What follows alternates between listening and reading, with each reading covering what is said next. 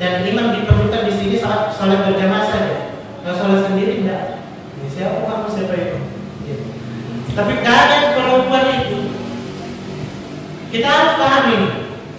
Ada sekalian yang perempuan di belakang di surah Al-Baqarah ayat 43 itu menetapkan hukum asal salat itu adalah berjamaah. Wa aqimus shalah wa atuz zakat wa ruk'u ma'al raki'in. Rukulah bersama orang-orang yang ruku. Maka di situ terambil bahwa hukum asalnya itu adalah berjamaah. Terkadang kita dapati saudara-saudari kita kalau dalam suatu acara maka dia sholat sendiri-sendiri. Datang waktu azan sudah berkumandang di masjid, maka tidak sempat ke masjid, atau jauh jarak untuk melangkah ke masjid, atau ada bahaya yang harus ditantang kalau harus melangkahkan kaki ke masjid. Seperti misalnya corona, bahaya ini kalau ke masjid, maka dianjurkan untuk adik kita ini yang perempuan-perempuan kita, ibu-ibu kita, adik kita, istri kita, anak-anak kita, salat berjamaah juga di rumah. Salat berjamaah juga, jangan salat sendiri-sendiri. Karena hukum asalnya itu berjamaah. Nanti setelah kita tidak bisa mendapati jamaah atau kita terhalang untuk berjamaah, baru kita salat sendiri-sendiri. Tapi hukum asalnya adalah berjamaah. Maka apa yang dilakukan? Maka Pak Imam bukan Pak Imam ya, Bu Imam bagi sesama perempuan itu bukan di tengah, bukan di depan, tapi dia ada di tengah-tengah. Jadi misal ada 3 orang sama-sama perempuan, maka Pak Imamnya itu di tengah. Apakah azan juga? Ini kan harus kita luruskan. Apakah azan juga sampai terdengar suaranya? Kedua, tidak usah azan. Ya. Suatu ketika Rasulullah SAW berkunjung kepada salah seorang sahabiah. Maka begitu datang waktu salat, Rasulullah SAW menyuruh seorang yang sudah tua umurnya, laki-laki yang sudah tua, mengumandangkan azan. Setelah itu Rasulullah SAW meninggalkan tempat itu bersama laki-laki yang sudah tua tadi ini dan ibu-ibunya di situ, sahabat-sahabat di situ tetap sholat berjamaah. Dan ditunjuklah seseorang yang paling bagus bacaannya, kemudian menjadi imam dan berdiri di tengah.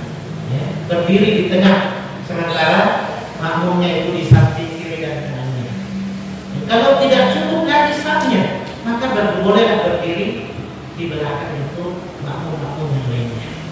Ini kalau imam itu perempuan kepada perempuan yang lain. Bagaimana sholatnya seorang laki-laki? Misalnya dia pacaran dengan pacaran, dia juga sholat berjamaah dengan pacarnya. Bagaimana kalau seperti itu? Maka ini tidak dianggap berjamaah dan tidak boleh. Ya, kebanyakan orang-orang tua kita itu, bukan kebanyakan, tapi boleh jadi terjadi. Anak pacarnya anaknya datang ke rumah, minta isi juga sholat. Pak, sudah masuk waktu ini. Ini juga anak muda yang apa? Yang cari-cari perhatian. Sudah masuk waktu sholat. Saya mau sholat. Ini orang tua kadang juga tidak paham. Makanya kita perlu belajar ini. Oh iya, masuk lagi di dalam. Kecek, ambilkan sajadah. Oh iya, salat berjamaah di sana. Tidak boleh seperti itu. Kalau orang tua yang paham agama maka dia mengatakan, oh, yudi, ayo kita sama-sama ke masjid di sini. Seharusnya seperti itu. Ya, keadaan kita sekarang itu berbeda.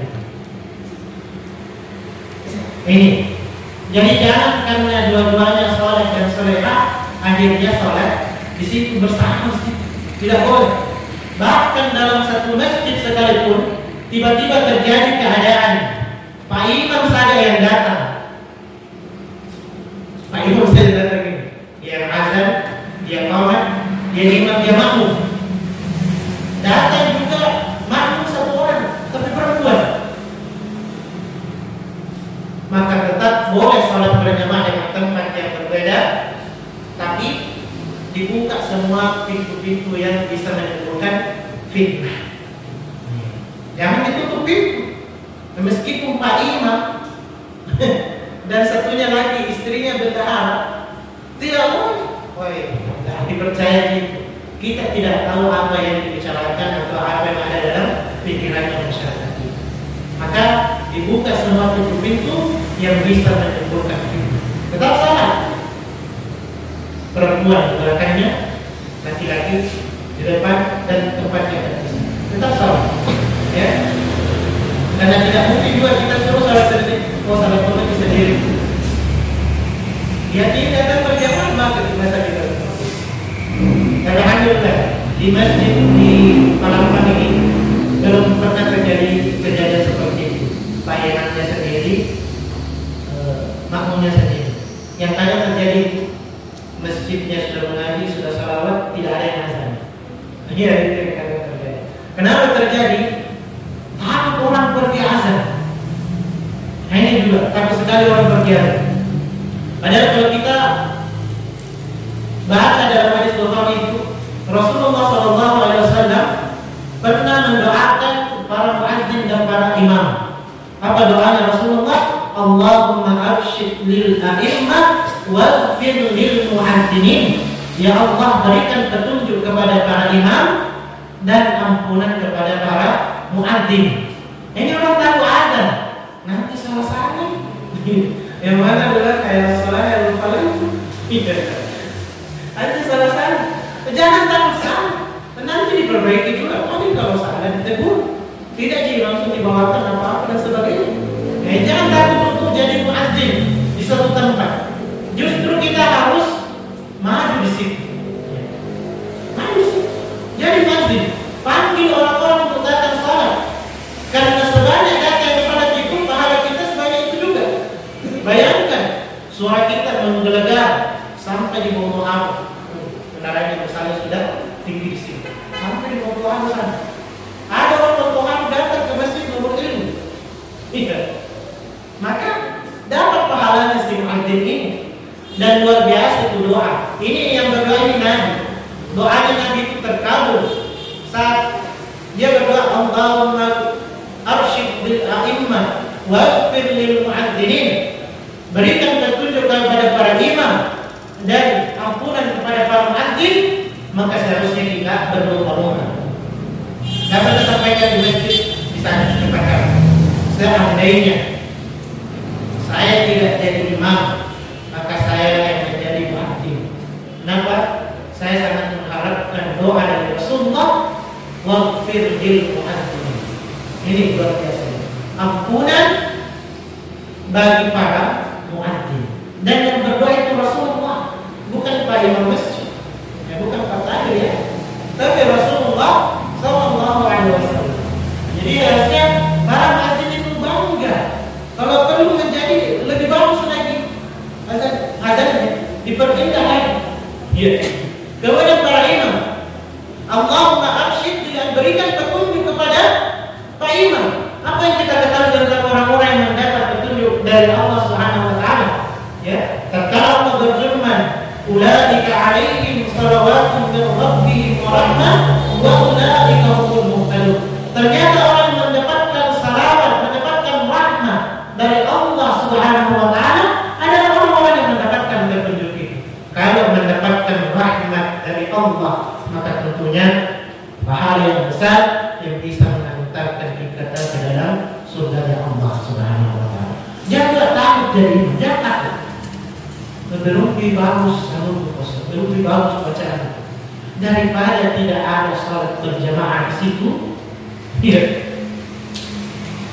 Pernah satu ketika dari masjid di sana, di kampung sana, datang curhat pengurusnya. Bisa sekali-sekali ke sana itu. Apa kendalanya di sana?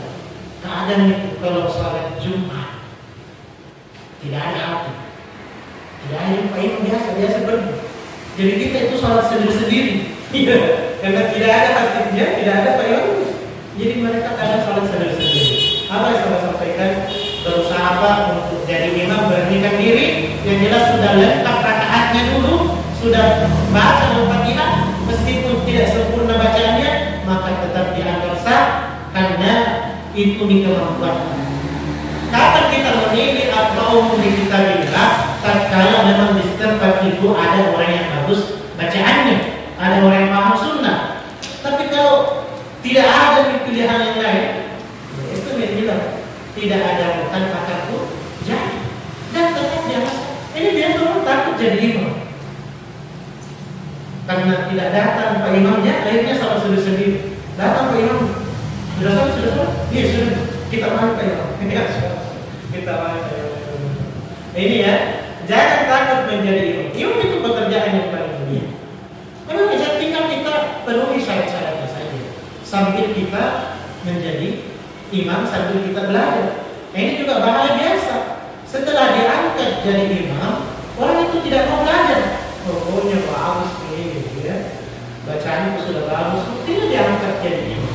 Orang tidak mau belajar. Pokoknya bagus nih dan sudut. Karena saya sudah dipilih jadi imam. Padahal belum tentu juga. Kita selalu belajar dan belajar. Tidak ada salahnya kalau kita belajar ilmu Bapak Ibu sekalian. Tidak ada salah. Maka belajarlah selagi masih ada waktu untuk belajar. Kita praktis sedikit ya. Ini yang harus kita sampaikan. Ini kebaikan. Kita praktis sholat berjamaah. Ya. Karena hal penting ini. Bagaimana apa yang harus dilakukan oleh Pak Imam saat sholat berjamaah. Bisa peradakan 3 mahasiswa saja ya. 3. Silakan. Moderatornya juga bisa. Saya lihat ini moderatornya terbiasa jadi Pak Imam. Luar biasa.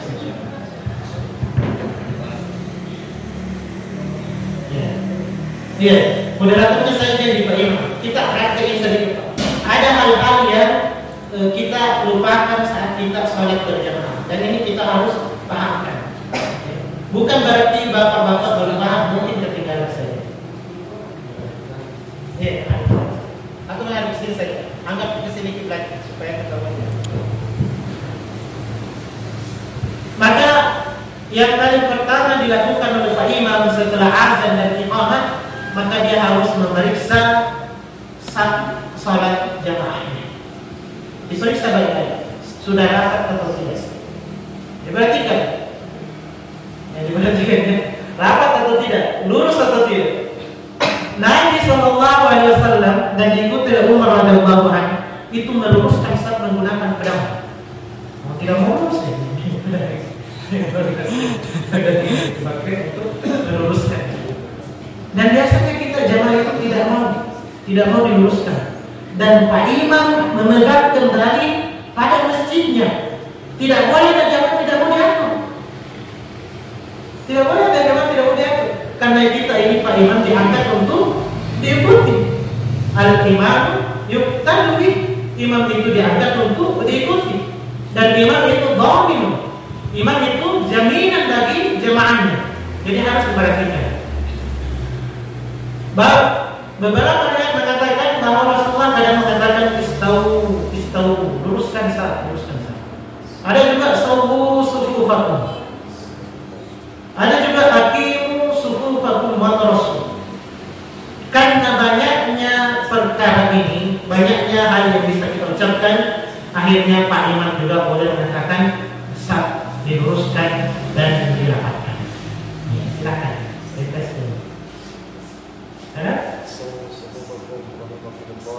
Ya, Masya Allah. Ini yang biasa kita lupakan, ya, perintah untuk meluruskan saf. Kadang di masjid itu kita sampaikan Pak ya. Di masjid itu biasa mengatakan as-salat jami'ah rahimakumullah.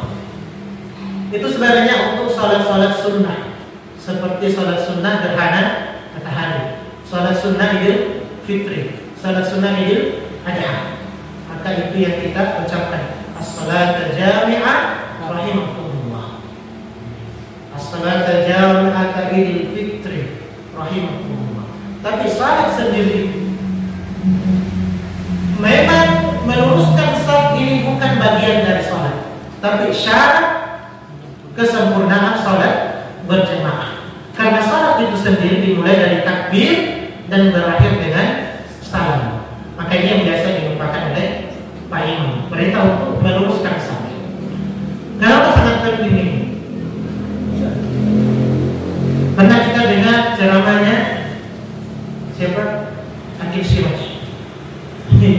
Mengatakan kalau tidak rapat saf itu, maka masuk iblis, syaitan untuk memberikan gangguan-gangguan, godaan-godaan dan sebagainya, memberikan bisikan dalam hati manusia untuk berselisih antara jamaah satu dan jamaah yang lain.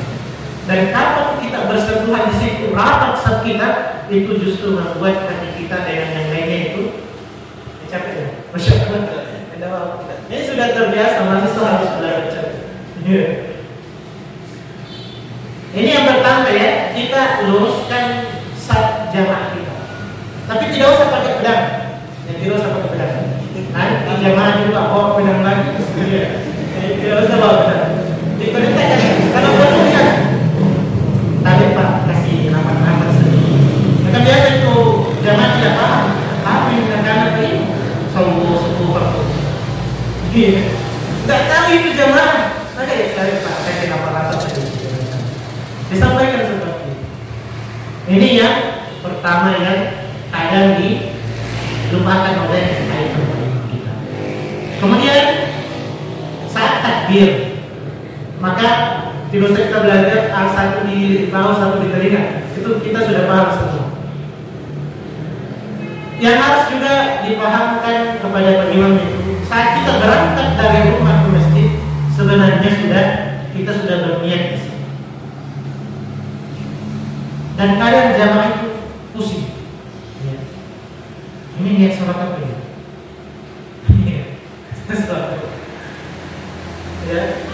Misal kita berada di suatu tempat atau kita sedang musafir, kadang itu kita berjamaah kepada orang yang salat sunnah, bermakmum kepada orang yang sedang salat sunnah. Kalau kita mau satukan niat itu, maka tidak boleh selalu.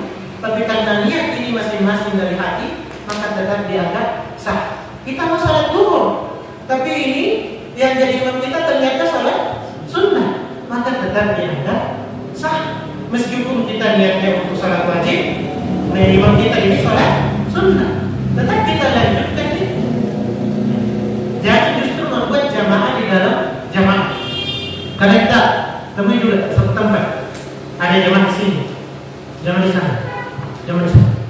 Banyak sekali jamaah. Padahal dalam satu masjid itu satu saja Pak Imam. Jangan banyak sekali. Oh ya kan kalau semua mau mengandalkan pendapatnya masing-masing, ya, yang ini baca Bismillah dibesarkan, yang ini baca Bismillah dijahatkan, saat tidak baca Bismillah, sama-sama takbir, Allahu Akbar. Ini satu Bismillahirrahmanirrahim. Ini baru salah-salah karena tidak mau berjamaah kepada orang lain. Maka boleh juga berjamaah kepada orang yang sholat sunnah sekalipun. Kalau datang ke suatu tempat, lihat baik-baik. Ini sholat, mesti ada orang yang sholat, maka bermakmum saja. Masya Allah. Ini jamaahnya tidak lurus ya, diluruskan saja. Iya. Idealnya itu bahu yang bersentuhan. Idealnya bahu yang bersentuhan. Tapi kalau bersentuhan di bajunya, karena ada juga jamaah tidak mau mendekati. Ada jamaah tidak mau mendekati. Pernah satu ketika kami diangkat Pak. Itu saya masuk dekati rapat. Dia pergi lagi. Rapat lagi. Pergi lagi. Rapat lagi segala lagi belakang. Kita siapa? Itu ada jamaah yang tidak mau dekat. Maka bijak-bijak juga. Yang penting sudah ada sedikit. Tidak ada celah yang bisa ditempati oleh jamaah yang lainnya. Tidak apa-apa. Kekurangan kita juga itu adalah sajadah kita yang kita bawa ke masjid itu terlalu besar, terlalu lebar. Itu kan dibuat untuk orang-orang besar. Orang Turki itu kan besar-besar. Sebenarnya. Cuma kita di hutan ngomong yang besar, akhirnya beli juga. akhirnya sholat itu renggang sekali saatnya di masjid, karena jamaah satu tidak mau injak sejadahnya di jamaah yang lain. Akhirnya ini kayak sholat sendiri-sendiri. Ya, jadi diperhatikan. Kalau Pak Imam itu punya kuasa, maka sampaikan kepada jamaah, tidak apa-apa gitu injak sejadahnya terlantar. Bahaya Ustaz, corona sekarang. Saya belum sampai di Bulukumba, alhamdulillah. Ya. Saya pernah infeksi tapi ternyata paru-paru ya. Kalau di Bone kayaknya sudah ada. Ini yang biasa dilupakan oleh Pak Imam, perintah untuk meluruskan safnya. Kemudian apa lagi yang biasa dilupakan? Nah, setelah selesai salam, setelah selesai salam misalnya, dia ada apa dulu misalnya? Sudah duduk ini, sudah ini ruku dan sujud, anggap sudah selesai salam.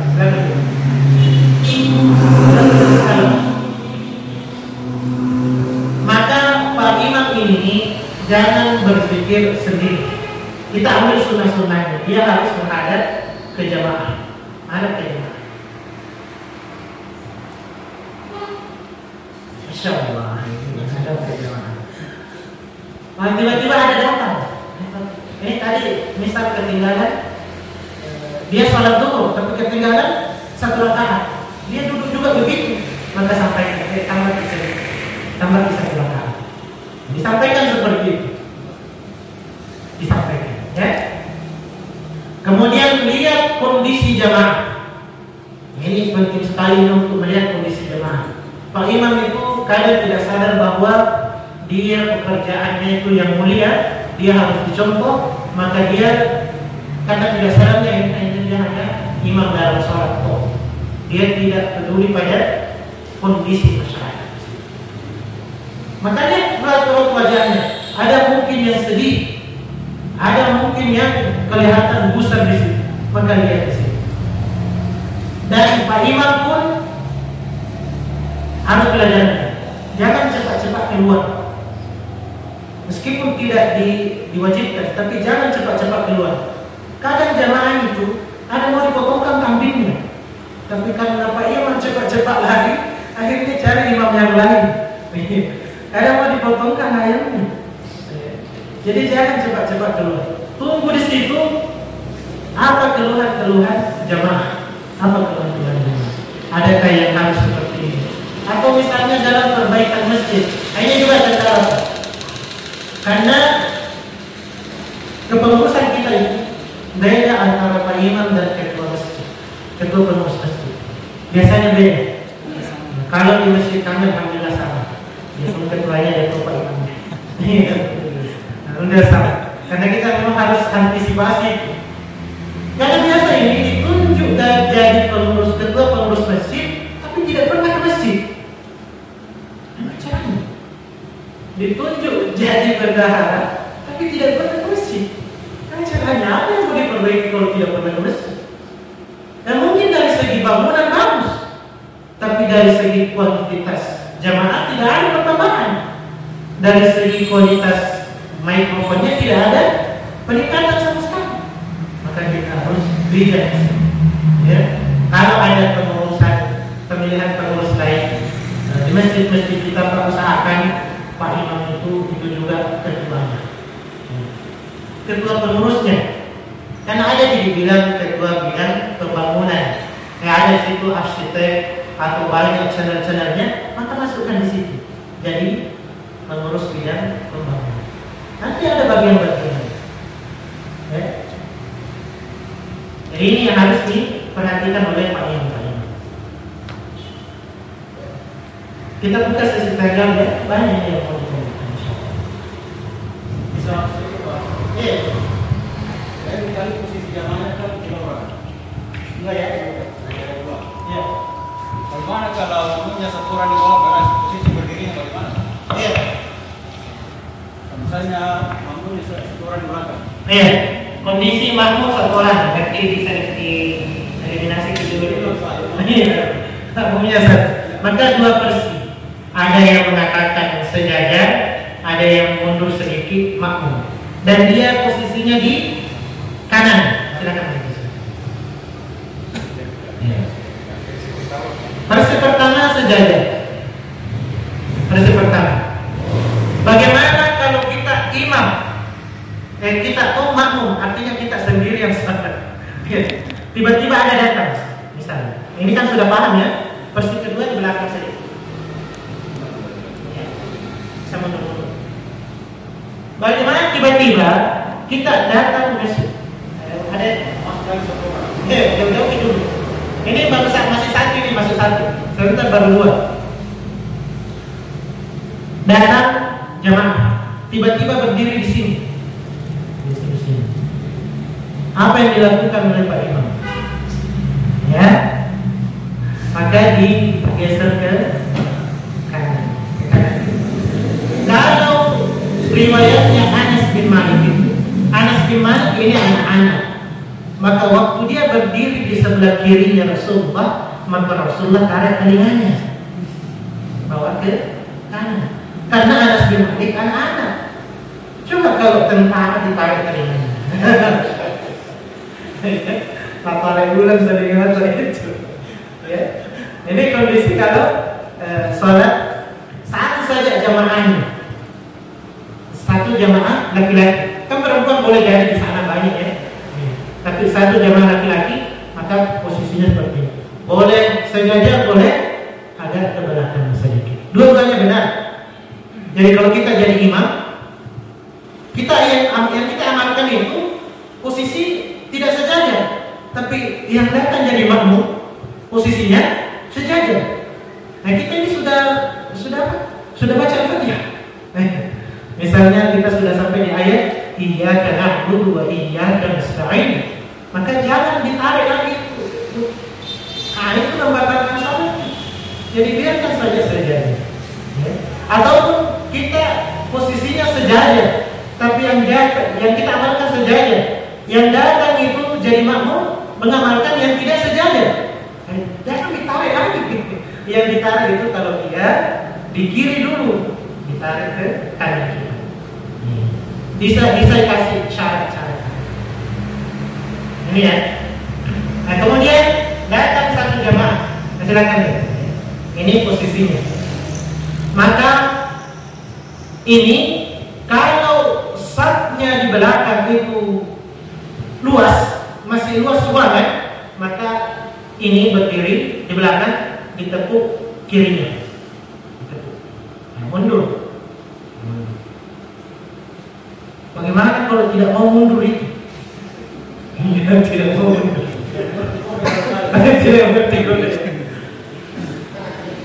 Tidak mau mundur. Maka Pak Imam punya dua pilihan. Dia kasih ke belakang, atau Pak Imam yang maju. Karena masih luas itu, Pak Imam maju. Kayaknya ke sini. Nah misalnya, kondisi pertama maju. Kondisi kedua, dulu. Kondisi pertama kan tadi tahu di makmumnya, tahu ya. Kondisi kedua digeser ke sana, Pak Imamnya. Tapi tidak usah Pak Imam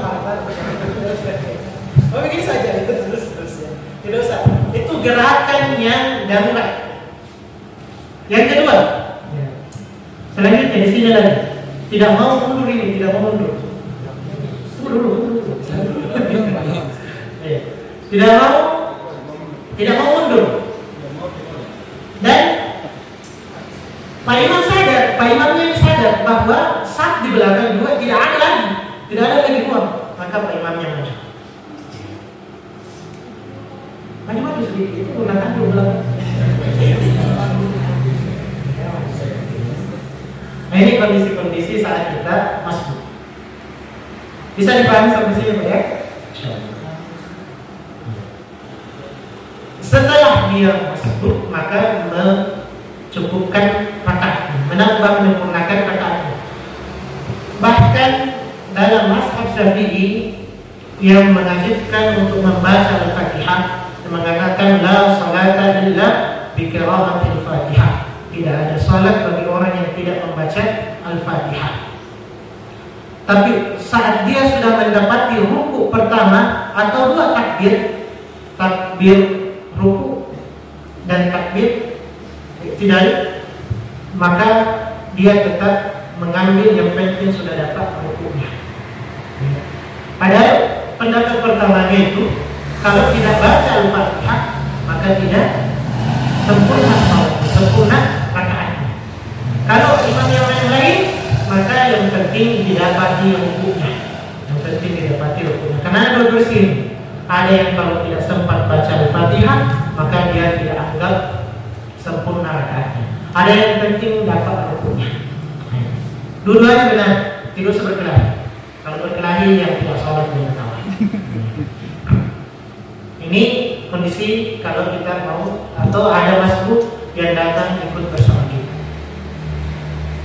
Ada lagi Pak? Silakan. Banyak kondisi-kondisi. Saya tertarik bahas mengenai gerakan di luar sholat. Karena biasa sementara waktu tangannya goyang, mungkin bersin dan lain sebagainya. Apakah itu bagaimana hukumnya? Kalau bersin memang kita dianjurkan untuk ya pakai bangkit ataupun keluar. Tetap dibolehkan. Karena itu gerakan darurat. Yang masalah itu gerakan dibuat-buat. Tidak gatal, tidak bersin juga. Itu gerakan yang dibuat-buat, itu yang tidak boleh. Tapi kalau sifatnya gerakan darurat, maka tetap dibolehkan. Kalau sifatnya darurat, berarti misal gatal sekali ini kaki, ada nyampe gitu, gatal sekali kan? Tapi cara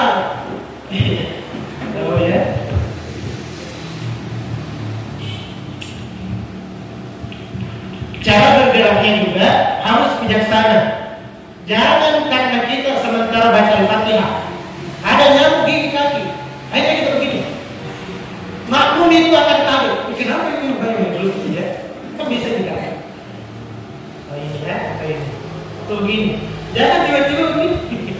Jadi gerakannya itu jangan mengundang reaksi dari jamaah atau digaruk keras sekali. Wah itu tidak boleh. Digaruk keras sekali. Biasa saja kan tidak apa-apa juga. Ya. Jangan keras sekali. Makanya penting ini juga untuk setiap imam masjid diperhatikan kondisi kebersihan masjid. Kalau perlu seperti itu pakai apa? Baikon sebelum waktu sholat supaya tidak ada jarum masuk. Kalau kalimatnya juga itu tidak paham.